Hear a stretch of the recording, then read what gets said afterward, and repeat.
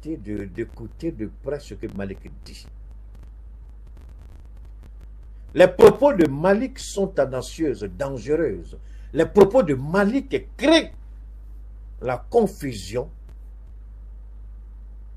Et ce que le renseignement a révélé dans l'information qui a été donnée, créer le doute au sein de la chaîne de commandement. Et Malik a été mandaté à ce sujet. Voilà ce qu'il dit. Malik Konaté, bonsoir et merci d'être avec nous. Tout d'abord, que pouvez-vous nous dire sur le profil des personnes arrêtées? D'abord, comment vous... Regardez bien la question. Hein?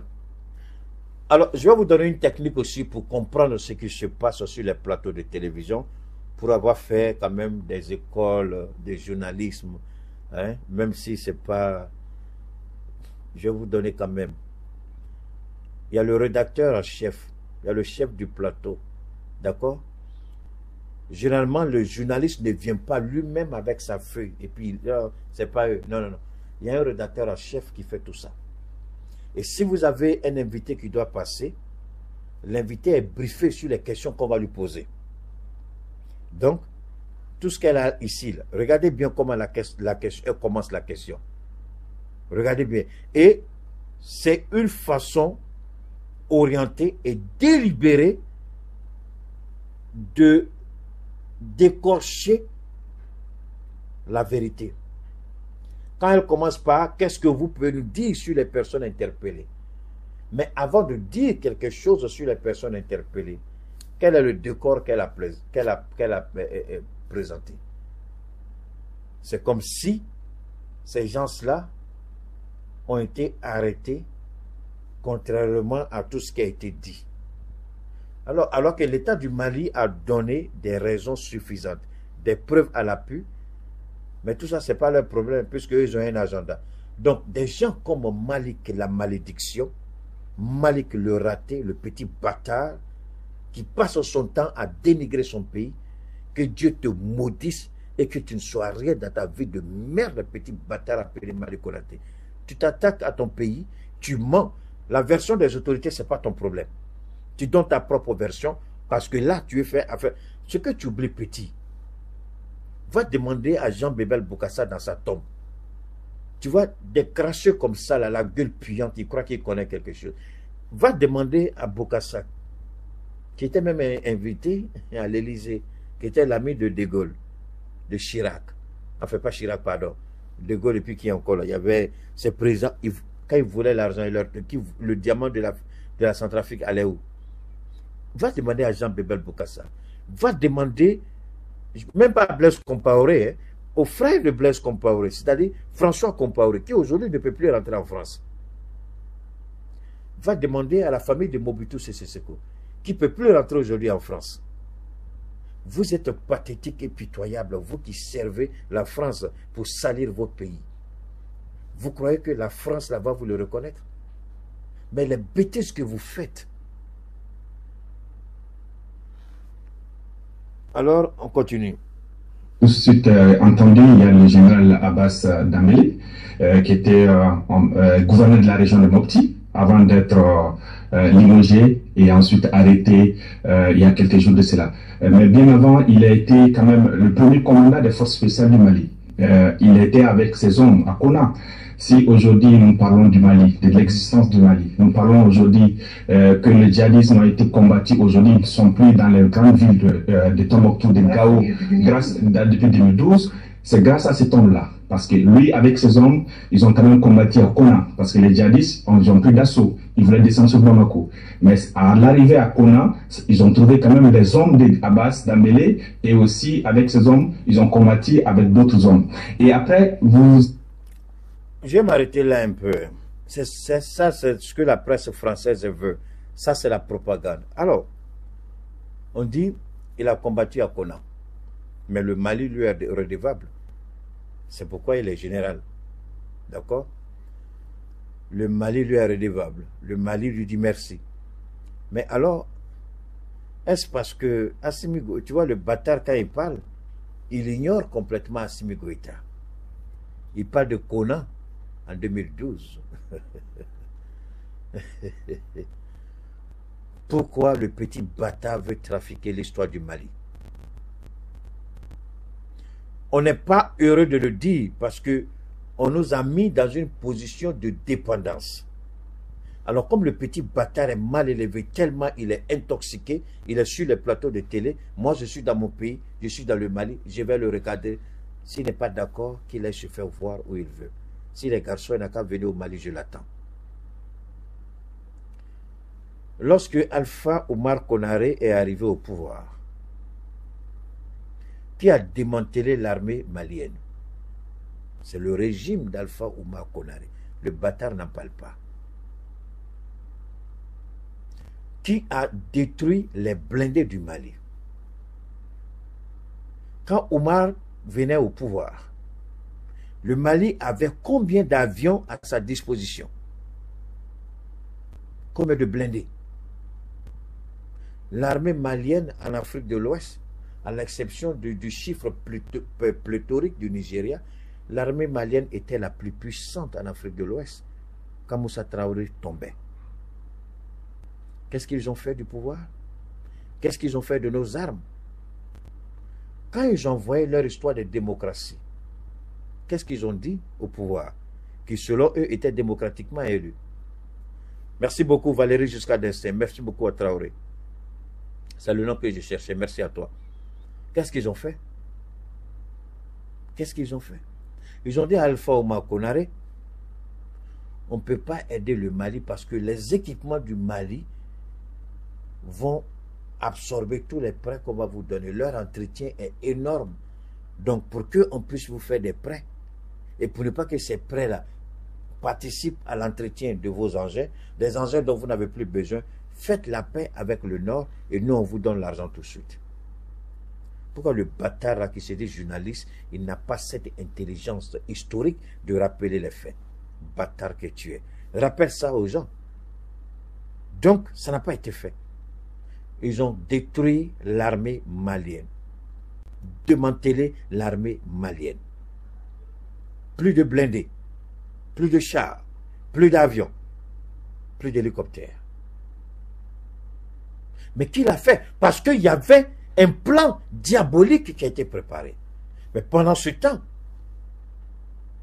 on a laissé le Mali se berner d'une illusion de démocratie.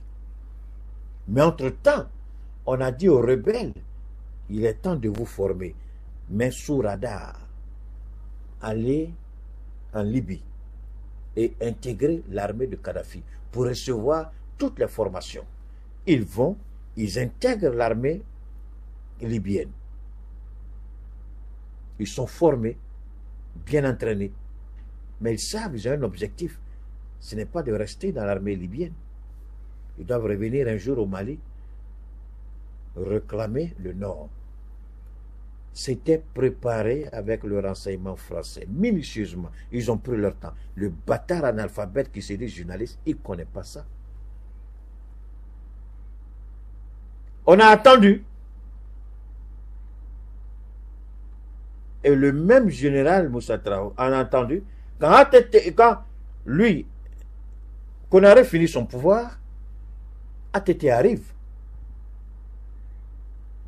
Attention, écoutez très bien, puisque le bâtard n'a pas eu la décence morale de rétablir les faits, il nous parle de Kona, mais avant Kona, que s'est-il passé?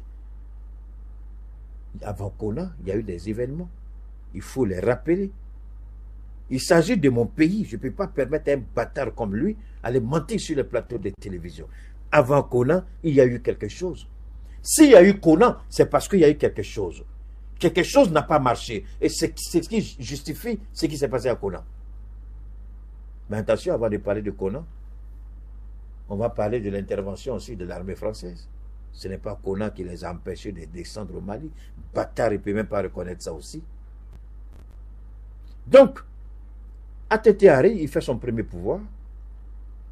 En tant que militaire, il se rend compte de la délicatesse du sujet. Si un jour le Mali est attaqué, le Mali n'a rien. Qu'est-ce que le Mali va faire? Puisque lui-même, ATT, il a contribué à la destruction de l'armée malienne. puisqu'il aurait pu s'opposer au président, même si c'était démocrate, ne le fait pas. Mais pourtant, il a laissé l'autre faire. Pendant ce temps, ATT, les Nations Unies l'utilisaient à travers le monde pour aller parler par-ci. Il était appelé partout. Il était l'homme exceptionnel, l'homme providentiel. Il allait dans les conférences de presse, il allait régler par-ci.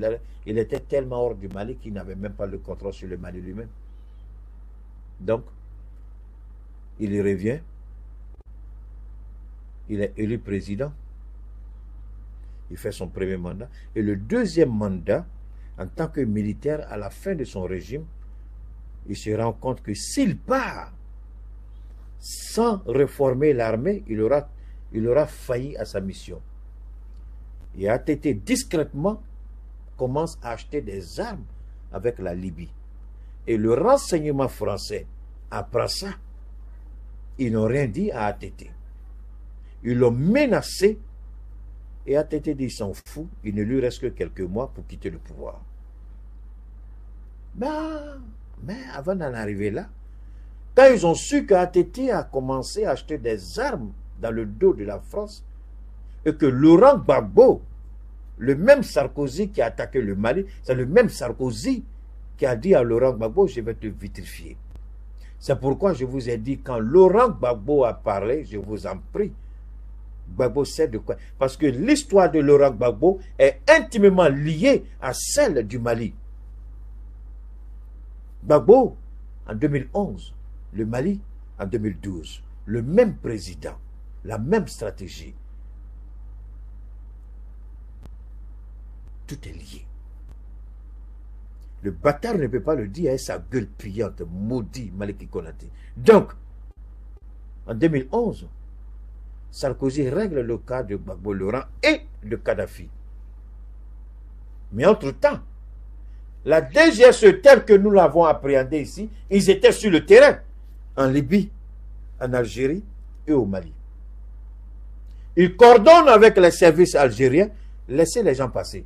Parce que le Mali ne fait pas frontière directe avec la Libye, mais avec l'Algérie.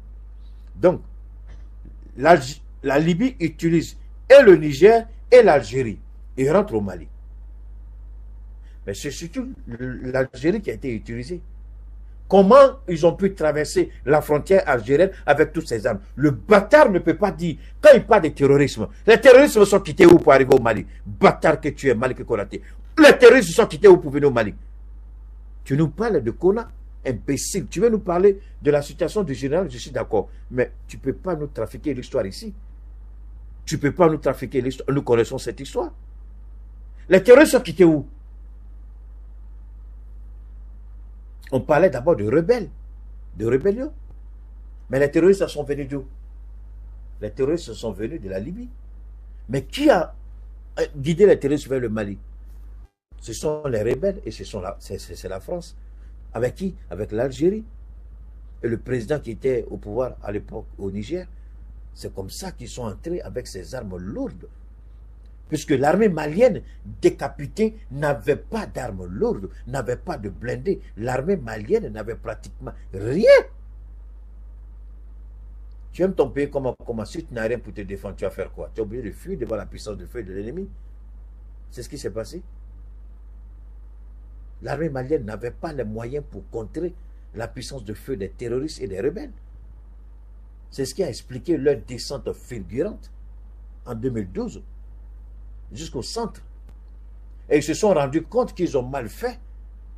Automatiquement, qu'est-ce qui s'est passé? C'est John Kounda qui a négocié avec Alassane Ouattara, qui a tout de suite appelé Sarkozy, non, François Hollande, Sarkozy n'était plus là, qui tout de suite a coordonné avec François Hollande, qui demande au détachement français. L'armée française n'a même pas fait décoller ses avions de la Côte d'Ivoire, alors que la Côte d'Ivoire était plus proche du Mali et du Tchad. Mais c'est à partir du Tchad qu'ils ont fait décoller les avions. À l'époque, Idriss Déby vivait encore, pas le fils.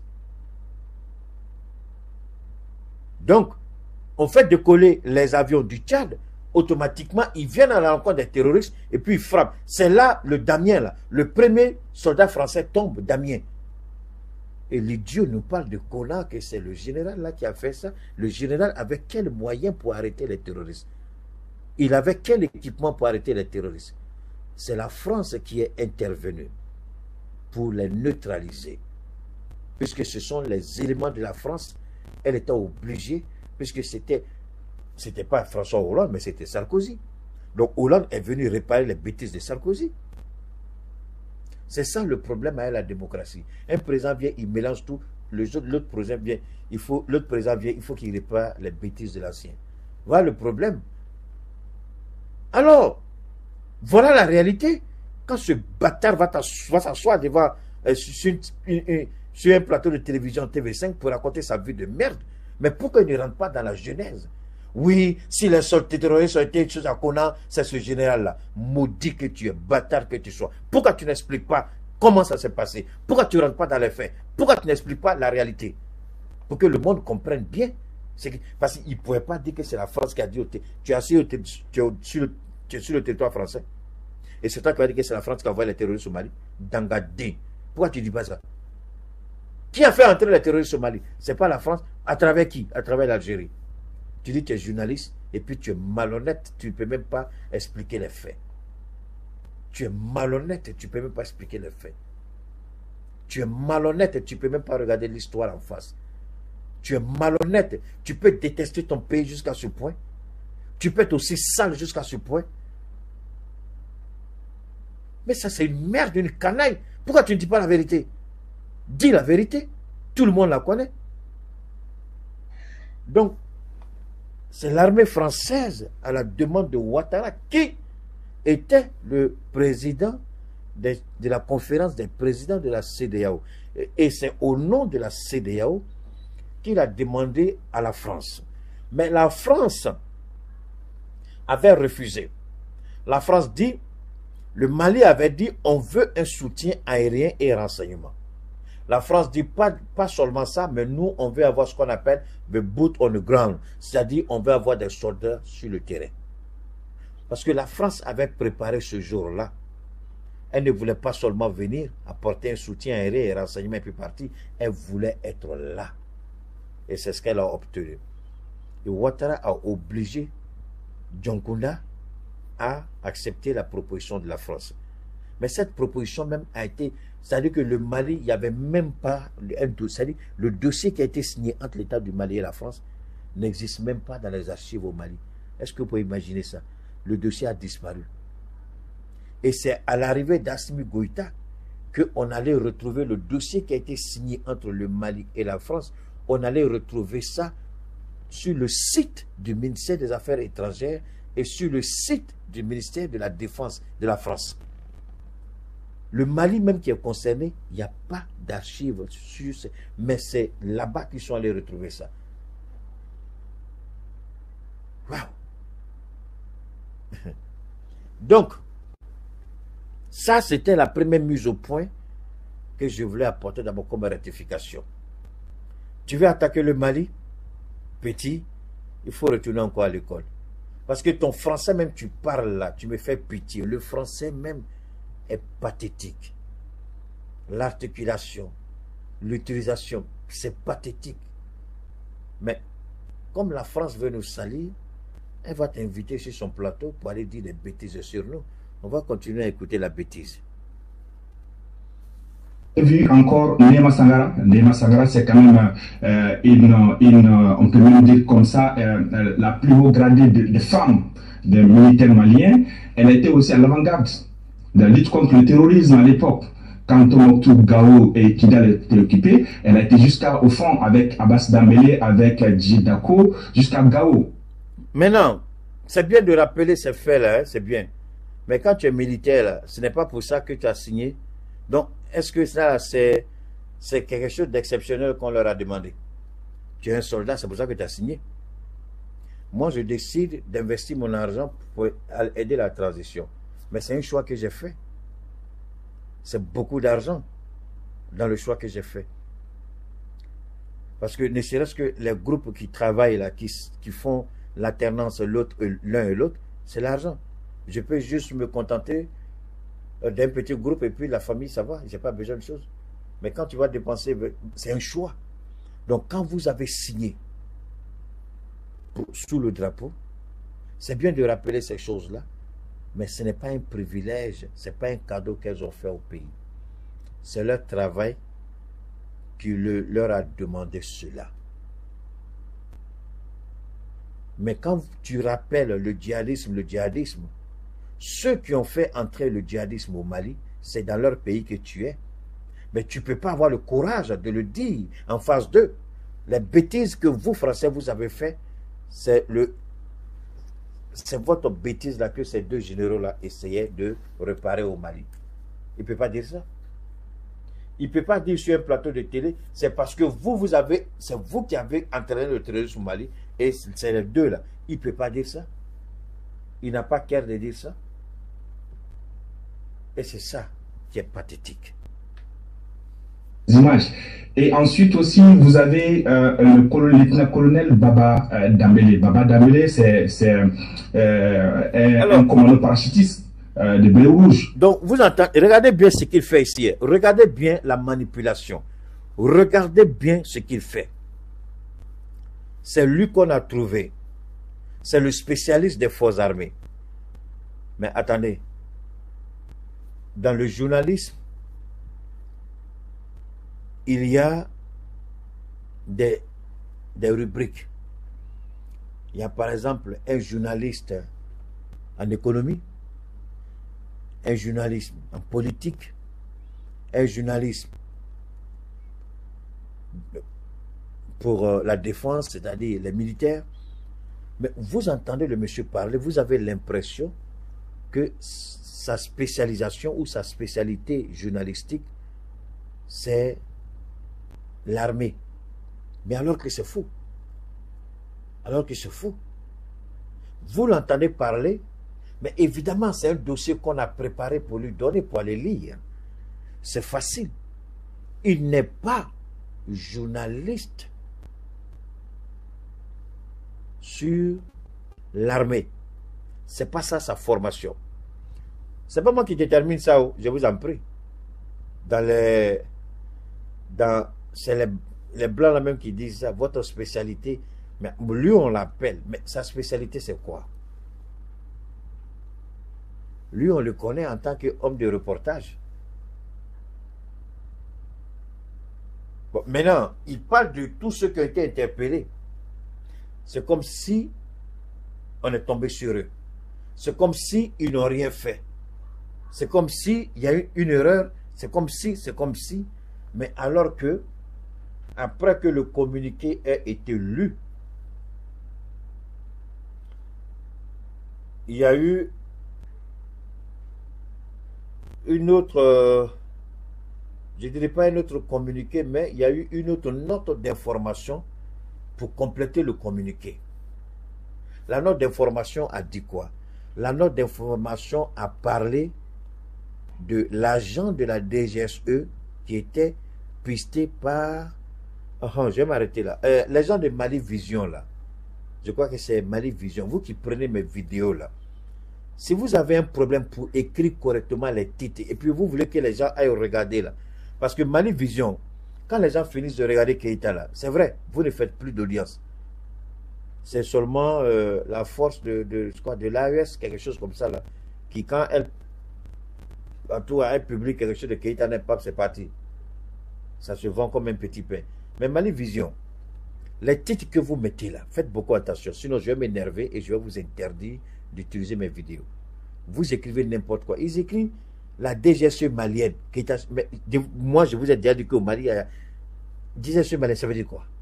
Ce que vous avez fait, Mali Vision là, DGSE malienne, là, ça veut dire quoi? Au Mali, c'est la DST. Non, ça frôle, c'est la sécurité d'État. DST, c'est la Côte d'Ivoire. La DST, c'est la France. Alors, vous faites l'amalgame, vous écrivez n'importe quoi. Si vous ne comprenez pas français, je vais vous dire une chose. Arrêtez de mettre des titres stupides ou bien contactez-moi pour voir ce que vous allez écrire. Parce qu'il y a des gens qui me contactent, je leur dis allez-y. Vous ne me contactez pas. Vous vous permettez à couper mes vidéos. Je vous avais prévenu une fois. Si vous ne pouvez pas laisser mes vidéos, parce que la force qu'on appelle de l'AES, il laisse tout, même mes promotions sont dedans. Vous arrangez, vous coupez mes promotions, vous coupez les 20 minutes, 30 minutes, vous publiez. Si vous n'arrêtez pas, je vais vous reporter au niveau de YouTube et ils vont bloquer votre compte. Si vous n'arrêtez pas. Je vous laisse utiliser mes trucs Mais faites-les de façon intelligente. Parce que c'est sur Facebook. C'est pourquoi je regarde Facebook ici. Parce que moi, là, quand je finis de publier sur YouTube, là, les gens ne veulent même pas y regarder pour vous. C'est pourquoi quand vous publiez là, vous allez faire 5 jours, vous allez voir peut-être c'est 1000 personnes qui ont regardé. Mais le même jour, quand moi j'ai fini déjà, c'est peu de 30, 40 000 personnes qui ont regardé. Donc ils vont le regarder encore ce que vous avez fait, pourquoi. Mais ce n'est pas ça mon problème. Mon problème là, les titres que vous mettez là, réfléchissez bien. Vous ne comprenez pas français, posez la question aux gens qui sont autour de vous. Keïta a dit ça, est-ce que quand vous, parce que vous mentez sur moi. La DGSE malienne, depuis quand moi j'ai dit qu'il y a une DGSE au Mali? Depuis quand? Pourquoi vous mentez? Et puis, si vous n'allez pas ratifier là, allez supprimer la vidéo, allez changer le titre. Mali Vision, je vous préviens, allez changer le titre. Sinon, vous allez regretter. Vous écrivez n'importe quoi. Est-ce que c'est moi qui vous ai dit DGSE Mali? Vous avez vu ça où? C'est moi qui vous ai dit qu'il y a DGSE au Mali.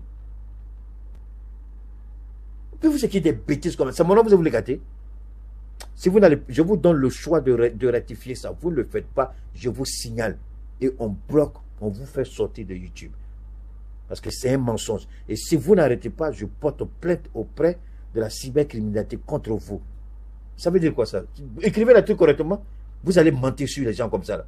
Si vous n'arrêtez pas de mentir, je contacte YouTube et je contacte la cybercriminalité au Mali. Vous allez voir ce qui va se passer.